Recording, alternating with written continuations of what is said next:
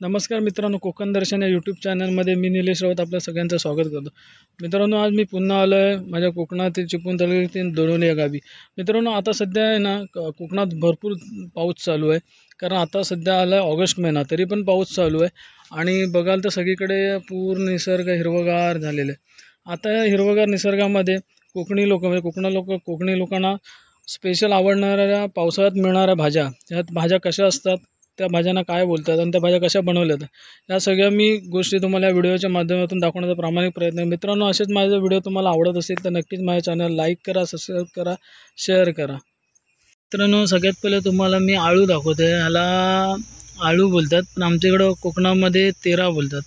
ही भाजी आहे. ह्या भाजीमध्ये ह्याची भाजी बनवली जाते आणि ह्याच्यामध्ये तुम्ही पावटे, कुळीत किंवा शेंगदाणे वगैरे टाकू शकता. तर ह्याला आळू बोलतात.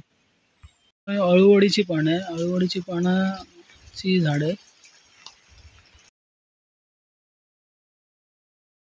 प्रत्येकाच्या घरी आता तुम्हाला इकडे आता कोकणामध्ये आता आमच्या इथे आता ही काकडीची झाडं, काकडीचं वेळ आहे. अजून काकडी लागलेली नाही. गणपतीच्या टायमाला काकड्या लागतील.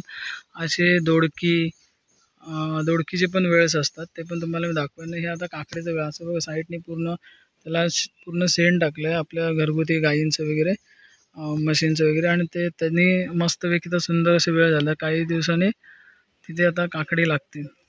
मित्रांनो, हा कढीपत्ता आहे. कढीपत्त्याचं झाड बघा. गावी कसं भाज्या येत नाही लवकर, म्हणून मग हे कढीपत्ता इथे आईने लावलेलं आहे. तुम्हाला दाखवते. हे कढीपत्त्याची झाड आहेत आणि हे सुरण आहेत.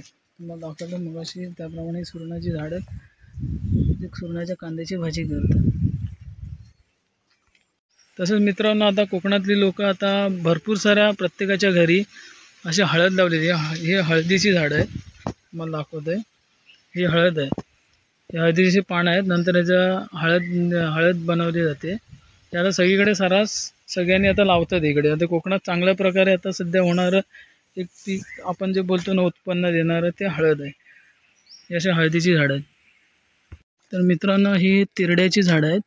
आणि ही झाडं विशेष करून जेव्हा कोकणात गौरी येतात, आमच्या साईडला चिपळूण साईडला ही जी पद्धत आहे, तर गौरींना हे सगळ्यात पहिलं लावले जातात एका ठिकाणी. नंतर तिथून मग वाजवत गाजवत घेऊन येऊन ह्याची पूजा करतात.